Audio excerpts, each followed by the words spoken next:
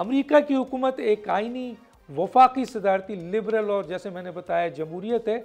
वफाकी हुकूमत 3 मुख्तलिफ शाखों से मिलकर बनती है। कांग्रेस एक 2 ईवानी मुकन्ना है जिसमें ईवान बाला सेनेट और ईवान ज़हरी हाउस ऑफ रिप्रेजेंटेटिव होता है।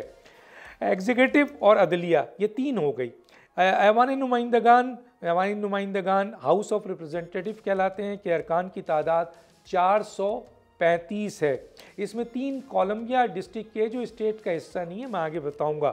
हर एक ज़िले की नुमाइंदगी 2 साल के लिए करता है। हर रियासत को इसकी आबादी की शरह से सीटों की तादाद मिलती है। कैलिफोर्निया के नुमाइंदगान की तादाद सबसे ज़्यादा 53 है। सेनेटर्स की तादाद 100 है। हर रियासत के 2 सेनेटर होते हैं जो रियासती सतह पर 6 साल के लिए मुंतखब होते हैं। एक ताई सेनेट के इंतखाब हर दूसरे साल मुनक्कद होते हैं। इस दफ़ा 34 के करीब ये तादाद आ रही है। सब्सक्राइब करें और बेल दबाएं ताकि कोई खबर रह न जाए।